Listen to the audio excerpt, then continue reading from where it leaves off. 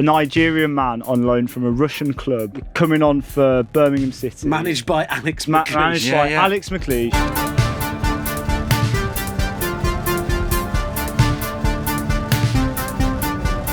Hello and welcome to Reminding You Why You Love Football, a Mundial podcast that is here to improve your day, your week, your month. If this is your first time, welcome. If you've been here for a while, thanks for coming back. We've had a review since we were last on air. It's by someone calling themselves Tom. Another quality episode to brighten up a dull train journey. Struggled not to burst out laughing at the woke league stuff.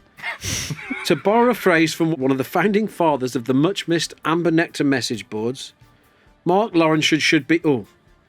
To the... Oh. Well. Okay. I agree with the sentiment, but I'm not going to read that on the air. Even for me, that's a bit rum. But thank you for the review, Tom. On this day, legendary grappler Jake the Snake Roberts was born. So, firstly, I should mention that I once DDT James Bird on a work trip. But, Seb? You signalled it. Thank you. Seb, what were you doing when Owen DDT'd watching me? the world at war in my pants in the hotel room in Margate. We had a screaming 3-day session in Margate, and we got back. Seb had disappeared from breakfast, went up and knocked on his door to all get into bed with him, and he was there in his blue M&S cotton Y-fronts. No, not Y-fronts, boxers, yeah. I was that hungover that morning that my face had changed shape. I was almost unrecognisable. He was, and I signalled it, and I stood there signalling like this, and Seb knew what I was doing. Favourite moments. And I dropped the DDT in the bed for Birdo. Really did it go down? Really hurt you, didn't it? It really hurt. Genuinely hurt you. I thought he knew what I was doing, and we were playing wrestling. I wasn't watching. He wasn't. No, he was watching the Nazis. I was in fact, I was that hungover that I was going to inquire as to whether I could stay an extra night at the hotel. Oh no, I think you did. I think I maybe did. Yeah. I don't miss it. Do you know why James got so more pissed than everyone else, and was more hungover than everyone else? Because he touted himself as a bit of a billiards player, a bit of a snooker guy, and had been, Snooksman. On that day, the Mundial pool and snooker champion emeritus was decided. Went through everyone twice, didn't they, Tom? First to 20 Twice. First to 20 points on the snooker table, lined them all up, even the ones who aren't here anymore and we don't talk about. We got absolutely the Voldemort slotted just getting whacked by him. It was unbelievable. He was going, "You're not better than me. You just scored more points." Anyway, so on what is Jake the Snake Roberts' 70th birthday, if you had to have an animal as part of your wrestling gimmick, what would it be and what would be your name? It was fucking mad, really. You think about it. He was carrying pythons around in a bag. Yeah. Bit Earthquake, one of them. It did, didn't it? Yeah. He was terrified, Earthquake was. Were you a fan of him as a wrestler? Jake the Snake? Oh, yeah, he was my guy. Loved the DDT. Like the fact he was out of shape, long hair. I mean, I've been trying to model myself on him ever since. Come on. But the tricky thing here is that I've already got an animal in my name. The bird of war. Eagle, would you be like an eagle? James the Bird of Prey. Ooh. James Bird of Prey. Yeah, James Bird of Prey. Have some awful A swooping finishing finisher. move. Yeah, off the top ropes. Not quite as good as Superfly Jimmy Snooker. Seb Giraffe White, obviously. And every time I need to eat, I just move my legs out to the side. We're talking about wrestling, not eating. No. Every time I need to eat. That's what giraffes do, isn't it? Yeah, but not what wrestlers do. Every time they do what? Every time they need to When eat. they go to the wallow. This is a football podcast. With 4.9 rating on Apple, 5-star on Spotify, and who is rating this?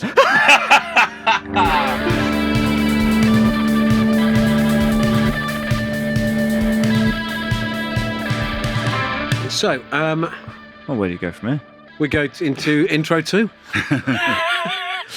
The infamous The second the infamous intro to. podcast. We love Wasn't that. that the intro? No, this is the second intro. We love that segment you do. Which bit?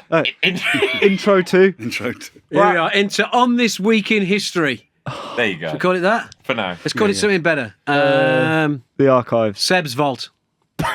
Not his fault, the vault. Seb's fault. It's Seb's fault. It's Seb's Vault again. It's Seb's Vault again. Just to clarify. We've lost it. Seb's fault. Right, it's Seb's fault. So, Fucking great, that. Seb's fault. Oh, man. you've highlighted some mad shit here, Seb. No way. On the Well, Oh, there's yeah, a miss that. okay. On the day this podcast is released, the day before we're on stage in London, Joan of Arc was burned at the stake. Now, the reason Seb has highlighted this is because he's got a request. Can we get Tommy to do the Joan of Arc line from Big Mouth Strikes Again? Just that. No football relation. Just. Exactly. And now I know how Joan of Arc felt. Now I know how Joan of Arc felt. Do you, Morrissey? You're just a bit sad. She got burnt alive. Yeah. You just put too much pomade on your fucking head. 600 years ago as well. Perhaps more importantly, Yeah. I'm not saying this is more important than Joan of Arc being burned at the stake as an heretic, but in 2002, the Nike Secret Tournament adverts began. So for a football podcast like us, football lovers of the game, football men, we should talk about the Nike Secret Tournament adverts. And I would like James Bird to, because he talks about 4 times a week in the office. Yeah. So it'd be good to finally get him to talk about them on camera and for the podcast listeners. Oh, it looks like he can't remember. Go. Well, it's the cage, isn't it? Yes. It's the greatest format of football ever put to telly, an advert, to fiction, a fictional account of football. Yeah. And the best part is the posters and each of the teams who are made up of 3 different players are all given different names. Can we get them up? Yes, I actually had the T-shirt of the Ronaldo, Figo, Carlos team because I was obsessed with this advert Do when you? I was 13. Got it like in age 12 to 13, but black with orange. Can you wear that next week? Yeah. It Well, soundtracks tight and perfectly. vulnerable. Yeah. A little less Little less conversation, little more action, please. And who's the announcer? Mr. Eric Cantona. Come on. And I used to have. and I wish we still had it because it would go for like money now. Come on. But I used to have the tiny little silver ball with the scorpion. I on did it. as well. A little less conversation. So yeah, a the little teams more are. action. You got the One-Touchables, which is bloody hell. It's This is probably triple espresso, which is Henri, Totti, and Hidetoshi Nakata. Then you've got the Untouchables, Vieira, Van Nistelrooy, and Scholes. Untouchables. The One-Touchables. Can't read, can he? Let me do One-Touchables. Next, Toros Locos, Freddie Lundberg, Javier Saviola, and Luis Enrique. Oh. The clever ones. Cerberus. Cerberus. Is a 3-headed dog in mythology, actually. There we go. And who's the team? Edgar Davids, Lilian Thuram, and Sylvain Wiltord, our man. Oh, yeah. So Nike have called them a 3-headed dog. Os Tornados. This is the one I had the Figo, t-shirt. Roberto Carlos, Ronaldo. What a team. What a team. It's just so clever and so much fun. The Funk Soul Brothers, Soul Spent Like Korea. Some of Seb's lot here, banter merchants. Seb's lot. Denilson, Ronaldinho, and Ki Hyun. And Tutto Bene, Cannavaro, Rosicky, and Rio Ferdinand. Rio Very Ferdinand. defensive lineup, that, isn't it? Tutto Bene, of course, means all good. All good. Quipo del Fuego, does that mean the fire feet? Lopez, Mendieta, and Crespo. What shit. Whoa. It's weak, that, isn't it? God, how many fucking teams are there? Who won That's it. Who won the tournament? Triple espresso. Triple espresso Oh, they did, yeah. against yeah. OS Tornadoes. It's Henri, Totti. So do you think they're the best football lads? Yeah. Do you? Well, I'm going to disagree. And I'll be talking about this. In fact, I'm going to talk about it now. We've got an upcoming issue, which is on the Euros. And I interviewed the director, not the director, the art director, the creative mind, but one of the creative minds behind Road to Lisbon. The scooter ads, and he told me some great stuff. So that's now my favourite because I interviewed him, but I did also love these. But The interview is brilliant. Imagine how well a Nike Secret Tournament campaign would do now. What team are you taking to the 2024 Secret Tournament? Which trio? Good, very good question. my team for the Nikes, they have to be Nike players though, don't they? Let's keep it general. Okay, Let's so keep if we were doing the Mundial 2024 Cage Tournament, Yeah. and is it current players? Yeah, current players, trios. Wow. Okay, and I'm the ringmaster. I'm Cantona. Yeah, sure, you're Cantona, yeah. I'm doing. I know mine. Go on. They're Dutch. They're red. They're off their fucking head. Virgil van Dijk, Oh, brilliant. Cody Gakpo, Ryan Gravenberch. What are they called? They're Dutch. They're red. They're off their fucking heads. Okay. The Untouchables. Oh. That's good. Shall we tell you who's in it again as well? Aranji Boom. Oh. Terrible beer. Awful name. Seb, I like the name. you've been watching a lot of Clarkson's Farm, haven't you? So is No, I have not. John Stones. I think John it's Stones, ball go playing defender. Could play midfield. And then Vinicius Jr. for sure. And Seb's playing 4-4-2 and a 3-on-3. who's going to slot them in? if you can't, No, I don't. you don't get a team. No, Tommy, no. Rudiger, Bellingham, Mbappe. what they call? Well, that's pretty good, to be fair. BPM doesn't work, does it? Nearly. James? I've got Ryan Aït-Nouri, Leroy Sané, and Killy. What are they called? The Dribblers. Oh, you've just read all those names and you've come up with the Dribblers. Yeah. Wow. Right, moving on. Let's try again. What's wrong with that? The Dribblers. Oh yeah, did you see that new team on the bloody Mundial advert? The Dribblers. All right, Lost Dribblers. Okay, yeah, now we're talking. Lost Dribblos. Seb, I believe you would like to talk about Serhiy Rebrov, former Tottenham striker who didn't have an amazing time of it in the UK, but was a brilliant forward nonetheless.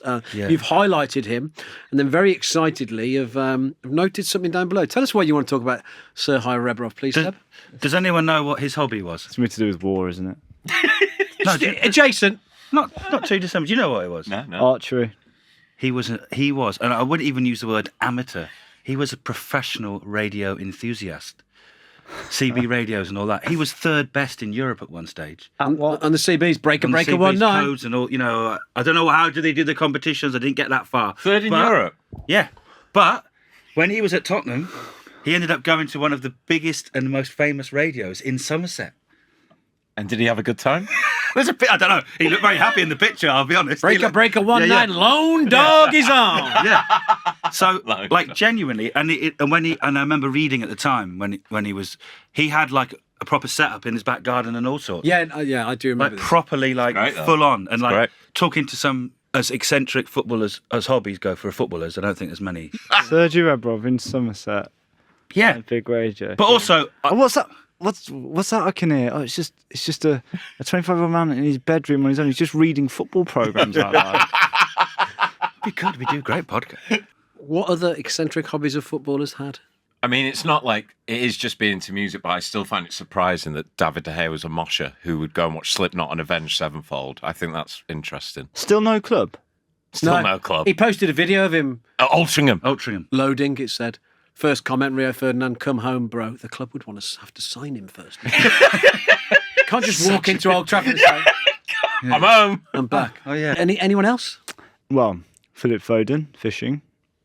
I suppose in the modern age, that is eccentric. No, Yeah, exactly. It used to be that all footballers would do it. Yeah. But he fucking just goes off and goes after Ghost Carp, doesn't he? Yeah. Proper. Yeah. Look at size of that. Yeah. Go on holiday, mate. Him and his dad and his uncle. But you know what? Fair fucking No, I play. actually think, I think fair play as well. But it used to be a big thing. I know my Athers was it a big salmon fisher, and a lot of the cricketers were as well. Who was on the front cover of Fishing World or Carp World? I think it was Tony. Was it Tony Hibbert? Tony Hibbert opened his own Yeah.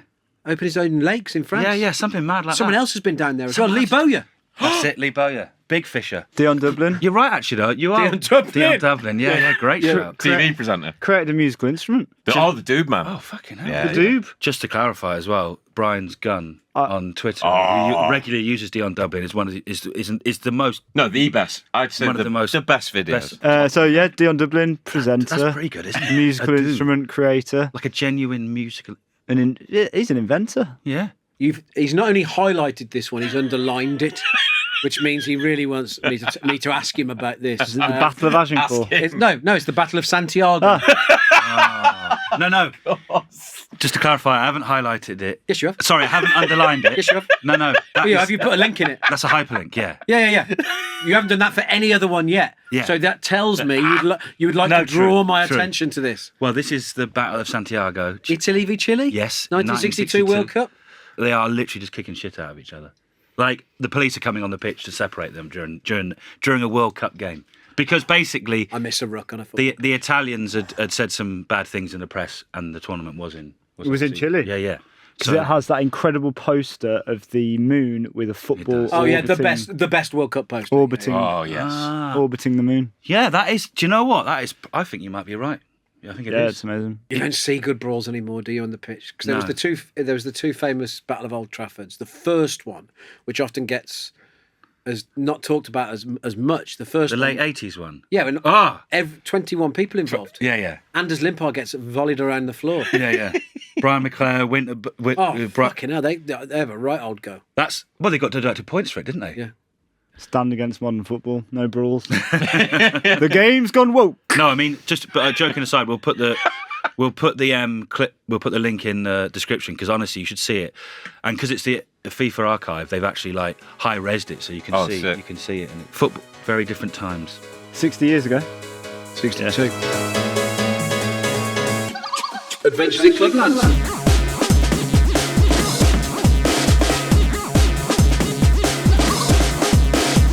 Adventures in Clubland. What have you done with the reverb on my voice in the clip? It's changed completely. I just changed it up for season 2. It was better before. You like it better before? Oh, we can go back. Oh dear. That's easy. All right, Adventures in Clubland. We are going to the second city, Wolverhampton's bigger brother, Birmingham, and January 2000. You're not going to rest until you've done every Midlands club on this, are you? Anyway, we're going to Birmingham, the home of the Industrial Revolution, for January 2011, and this is a peak Alex McLeish Premier League side. Him. It is adorned with English, British and Irish sloggers. You've got Roger Johnson. You've got Liam Ridgewell. Oh. You've got Stephen Carr. Ridgey. You've got all these. Stephen Carr. You've Craig Gardner. All these absolute bastards that used to kick the shit out of Wolves every time we played against them. Yeah. And amongst them, you've got a little sprinkling of a bit more sauce. So you've got Alexander Hlebs in there. Oh God, yeah. You've got Hlebs in there. Stop edging, please. Come on. And Nikola Zigic, 6'7", Something like that. Stop it. Poleax.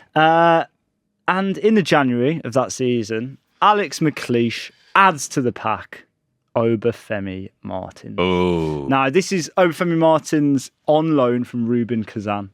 And, you know, as you may or may not know, he's had a very storied career by this point already. I think he's 27, 2011. Storied? Yeah, scored Champions League goals for Inter Milan and scored in the quarterfinals of the Champions League to get him through. He was actually... I find this little piece of timeline crazy that he came in only the season that the summer of the season after Alan Shearer retired, and they just seemed like they were on two completely different timelines. They were like the dinosaurs. He came in after he'd retired. Fair enough. Like the dinosaurs and Jesus. Yeah. Anyway, Obafemi Martins. That person who played in the era after him, I just thought they would just play from different generations. Closer than you thought. Closer than I thought. Exactly. Closer than I thought. Obafemi Martins has a kid whilst at Rubin Kazan and decides that he'd like them to go to English school. So he hands in transfer request, and Birmingham City, Alex McLeish, come in and sign him on loan with a sort of a buy clause at the end of it. So he heads over in January. Now, I'm fascinated by this little period of time because I wonder if anyone has become a club legend in as little minutes as Obafemi Martins did at Birmingham. He played 6 games. Yeah, it was a real blink if you'll miss it. I do remember. He played 4. He played 4 league games. He started 3 of them, and he played an FA Cup game. And he played 90 minutes. He scored against Sheffield Wednesday. They won 3-0 to go through, and of course, his other appearance is in the League Cup final against Arsenal. Now, this is when it's the Carling Cup, which is my favourite form of branding for the League Cup. Yeah, I would agree. Defo. Yeah. Really? I like the milk. Yeah. No, but in my head, the Carling Cup was... Yeah, I think you might be right. It's sort of what it was called for me. It was called the Carling Cup. Or Worthington, was that before it? Was Worthington yeah, before. But in my head, I sort of still call it the Carling Cup. Yeah, same. Yeah. Same. I don't call it the Carabao. No, I say the League Cup, actually. League, yeah. Birmingham against Arsenal with 83 minutes on the clock. Obafemi Martins is on the bench. Now, in the post-match interview, Obafemi Martins talks about how Alex McLeish had told him, he says, the gaffer told me at half time that I would definitely be going on in the second half. And I love the idea of, if anyone's ever sat on the subs bench, and I'm sure us four all have some time or another. I live there, yeah. Tommy was the bench. The other subs sat on him. I spent my childhood there, most of it. Especially if it's a big game. He's going to run that one, isn't it? It's not even true. But, especially if it's a big game and you know that you're going to come on. You've been told you're going to come on. You sit there the whole time visualising what you're going to do. God, I did, yeah. You visualise about how you're going to impact the game. Yes. Because you're sat there for so long. Didn't often have a bench, though, did you? A bench? Just stand. Yeah. Yeah, we'd stand. Actually, at school we had a bench. Yeah. But you would visualise what you were going to do when you finally got your chance, especially if the game's close. So it was 1-1. Scored a 12-minute hat-trick once after coming off the bench. Did you? The Sunday League, yeah. A 12-minute hat-trick? Yeah, 2 long ranges and 1 tap-in. Did you visualise it before you went on? I stood there playing 2-touch with Fru. We turned up late for the game. We both would have started. But the best thing, this Sunday League team, for some reason, it wasn't a great team. We played in the Ironbridge Sunday League Division 1, I think, Worthington. But they had sub-suits. It was a freezing cold Sunday morning. We'd been out all night. I think we turned up late just to wear the suits because me and him always started.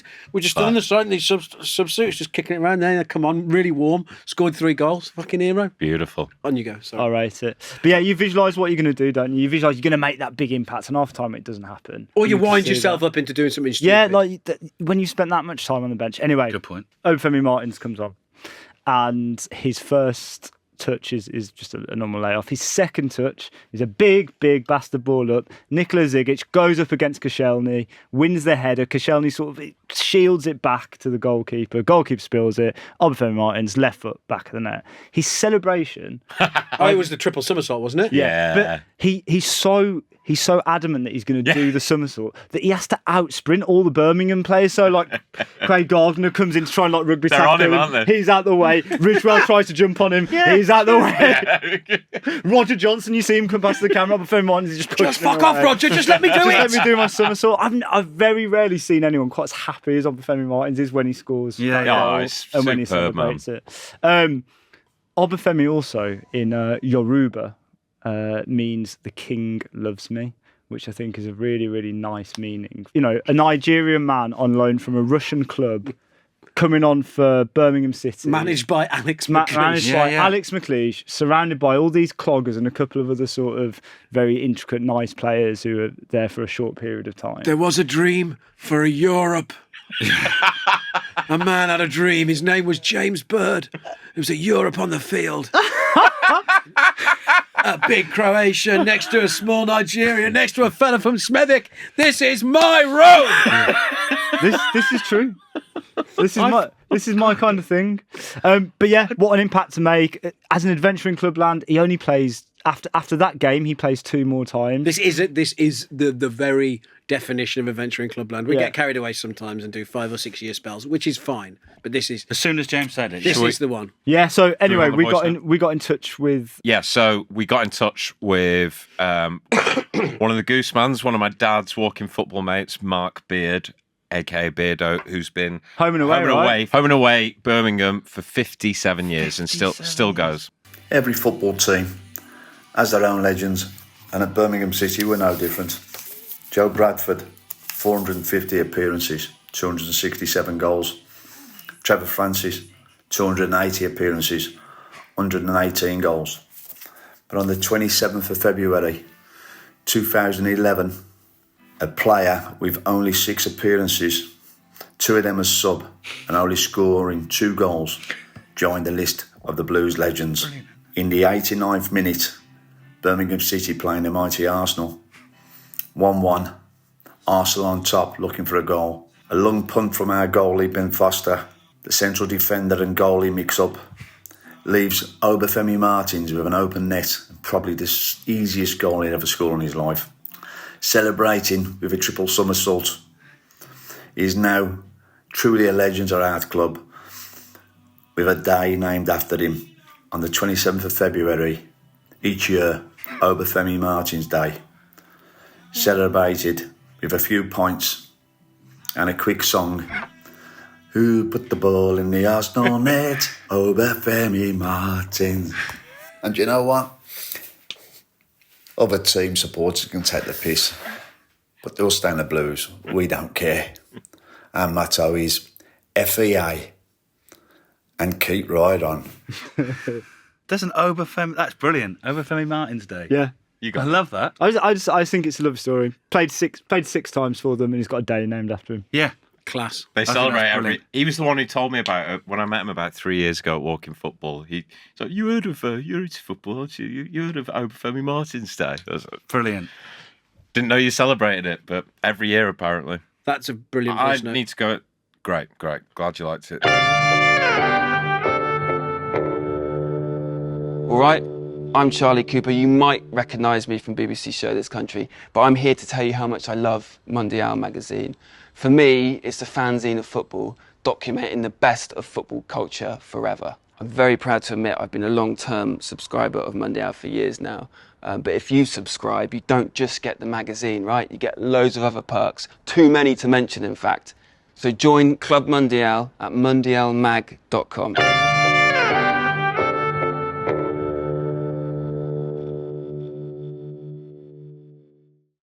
Ins and outs, outs and ins. We are going to start with non-football ins and outs. And I'm going to start with Seb White. I did an interview recently with a music podcast called 22 Grand Pod, which is all about the music in indie. Hang on a minute. Didn't on a recent podcast, you tried to put out people turning their shirts around and having their names on the front. It was all me. in your ins, you're putting in a podcast of you.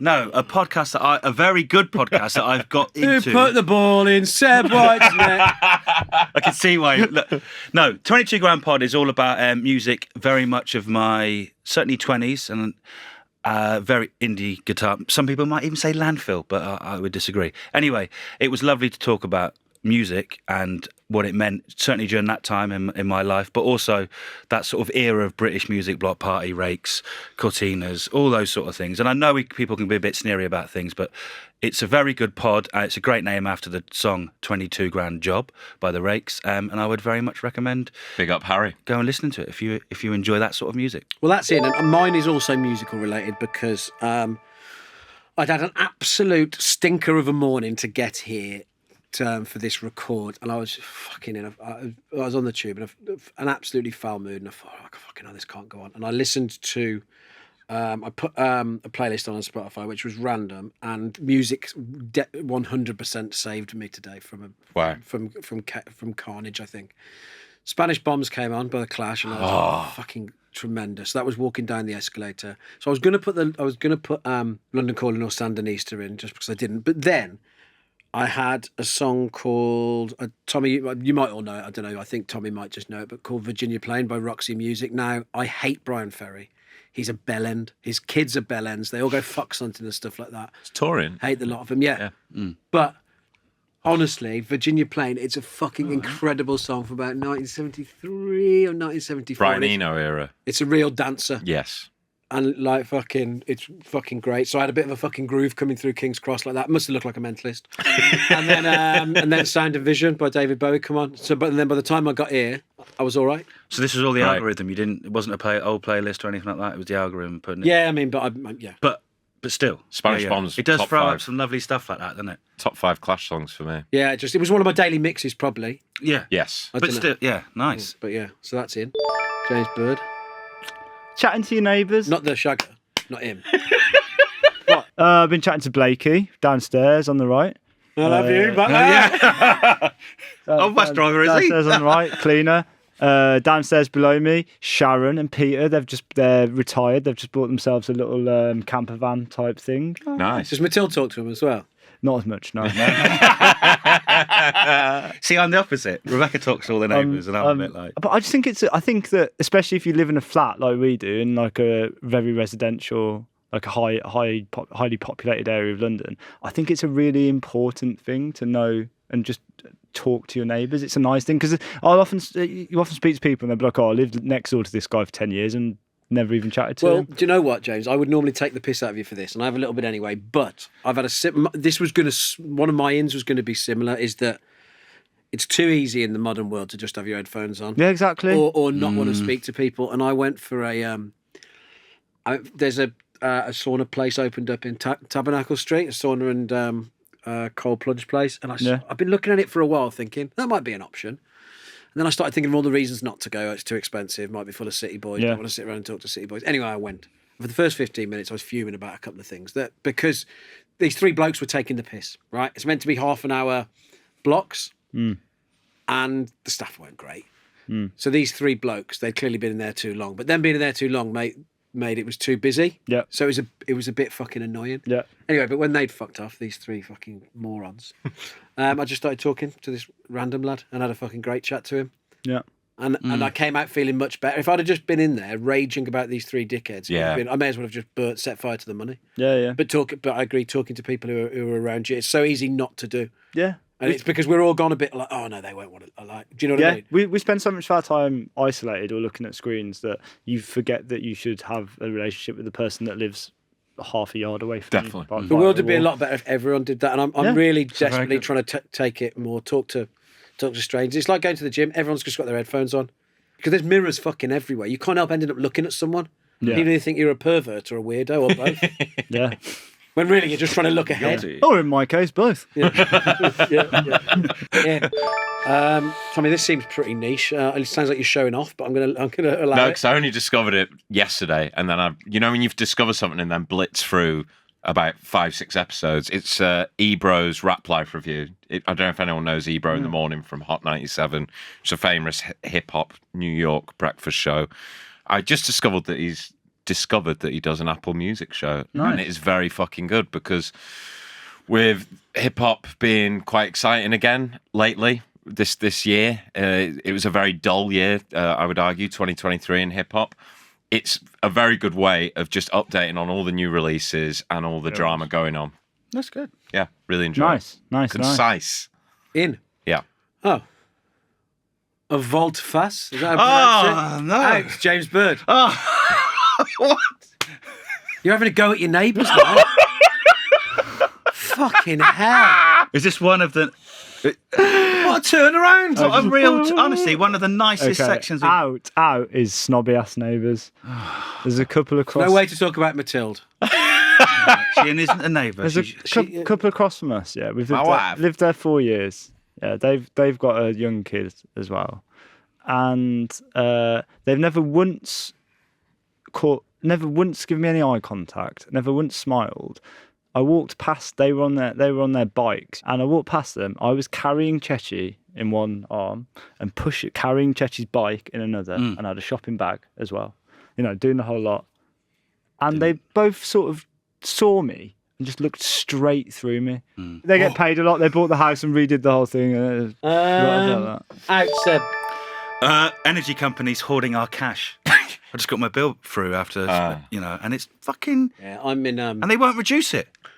They won't reduce the bill, even though we're clearly very much in credit. Well, you're lily livered, aren't you? No, we discussed that the other week. Yellow-bellied. Yellow-bellied. Gutless. To be fair, I've said, Rebecca, can you deal with that? Yeah, I've been in... we're in... Because she's good on stuff like that, whereas I just go, oh, that's fine. No, we're paying more. Yeah, because you're gutless. Yes. Actually... No, Seb, you're not gutless. Not gutless, but on stuff like that I am. No, he's got terrible guts. XP. He's got extra guts, if anything. It's like he's got... like a cow. No, I've got like 3 stomachs. All 3 of them are shit. All 3, yeah. 3 fetid Slurry stomachs. white. 3 fetid stomachs, yeah. Sloppy white.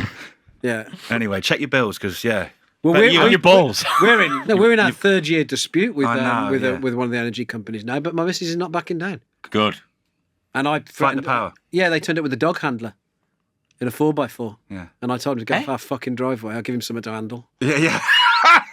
They try and intimidate you into paying the bill, and Boo's like, no. They're trying to charge us for a period when we didn't live there, when the house was being renovated, and we've gone back and forth and back and forth and back and forth and back and forth. They keep trying to charge us, and we keep referring it to the ombudsman, and then it goes round and round and round and round and round. And then every 6 months they refund us a bit, and then they start saying we haven't paid the bill again, and then they try and intimidate us again. And then I tell the blokes they should fucking have a look at themselves in the mirror and get off our fucking drive. And then the dog handler turns up, not with a dog, in case one of mine attacks him, a fucking saluki. No. Oh, really? I didn't think it was that way. Jesus. Yeah, turned up in a truck, didn't he? Wankers. Big tattoo sleeve out the fucking window. Go on, off you fuck. Get off the drive. Tell him to fuck off. Go on. The pair of you. I mean, she's 5 foot tall. What do you think she's going to do? Yeah, outrageous, isn't it? Yeah, I know where you live. No, but they're cunts. They're cunts. Yeah. Honestly, Fair play to the French. Oh, I know it's yeah, an man. easy thing to say, but No, set fire to shit. Yeah. and they'll soon come No, into I'm not line. paying Yeah, get the trap start. I'm not paying that. I'm putting backflushing in. What's that? Well, I've only found out yesterday. Espresso machine that is I paid a decent whack for. Best espresso machine in the world, under £500. It was $499.99. Gaggia classic. Matt Sellers told me it will. He said I've had a few of them. You know, they can be a bit temperamental, but they are the best. Yeah. Okay. Under £500. If you want to spend more, you can get a lot better, obviously. Anyway, so we've had it a year. We've descaled it and stuff, Yeah.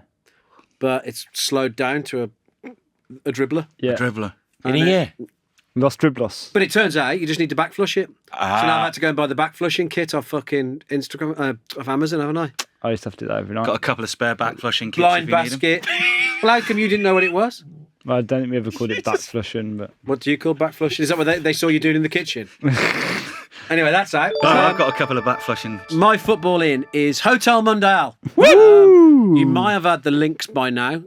If not, we are 6 years after our last triumphant month-long pop-up. We are doing a week-long one at Hoxton Docks in Haggerston for the first week of the Euros. It's bigger, better, badder than ever before. It's a great venue in a wonderful place, very close to Haggerston and Hoxton Tubes, easy to get to from Old Street, and easy walk to Old Street. Actually, it took me about 20 minutes the other night. And we're going to be showing every game live there for a week, and we're also going to be doing some live podcast records. There's going to be some brand activations. There's going to be the chance to buy some stuff from Classic Football shirts and maybe copper and some Mundial merch, and there'll be some free booze at times and there'll be some paid booze at times. So yeah. And Dom Subs are going to be doing sandwiches there. All Press Espresso are going to be coffees. So Hotel Mundial is in. Seb White, you've injured yourself again. Tell us all about it. No, it's just this this whole thing about if there's a football badge on the floor, whether that be like a carpet or a rug or anything, you can walk over it. It's absolutely fine. You don't have to avoid it. It's ridiculous, this whole thing of not walking around badges. Tom, just fucking hold him closely. Seb, it's okay. James.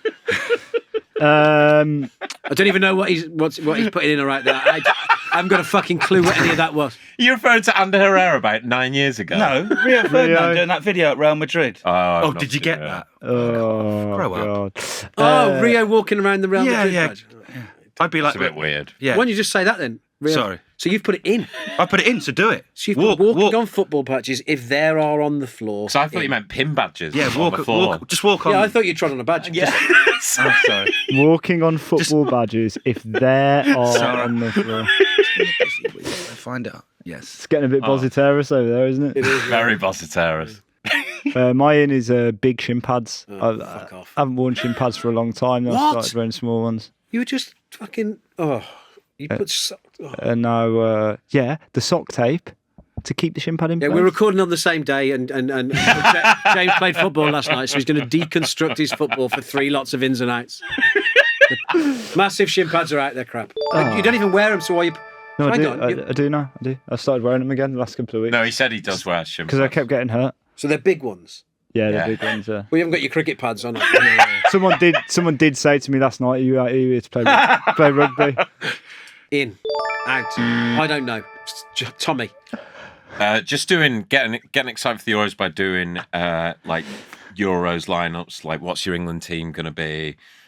What's your best Euro team ever? Just discussing that with your mates. I've been doing a lot of that lately. Find it very fun. A bit like we did earlier with the secret tournament. Exactly.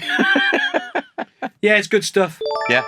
It is good stuff. Yeah, It is. It's fun, isn't it? Writing down, yeah.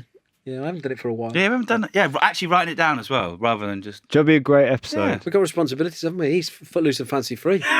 No. Tommy, out.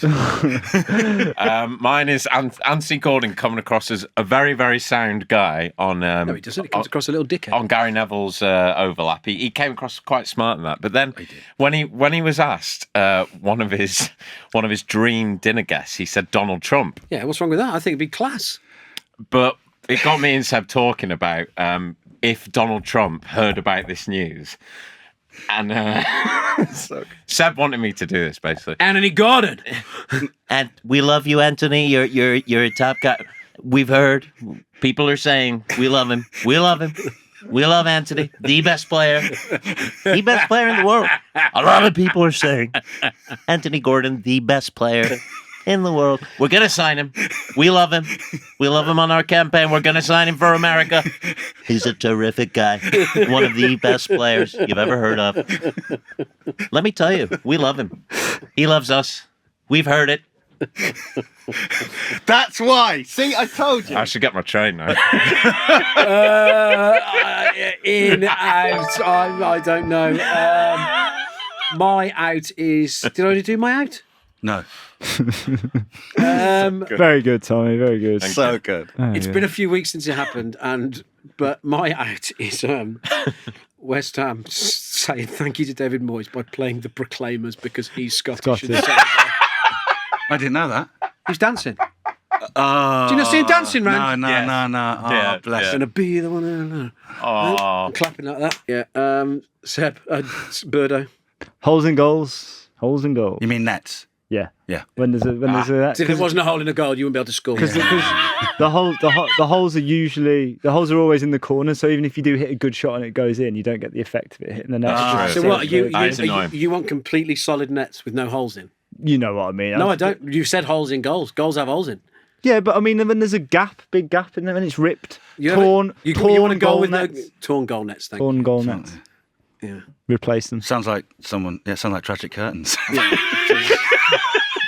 Tonight we've got torn goal nets and Tragic Curtains. Birdo's back with a new one-man show. Torn goal nets and Tragic Curtains. That's very good.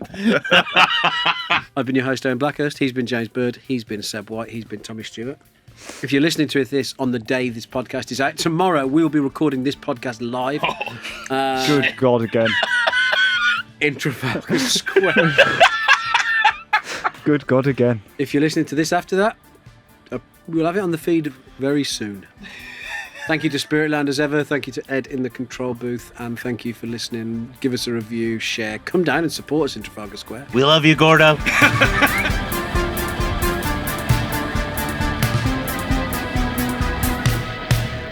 Reminding You Why You Love Football is a Mundial and Football co-production.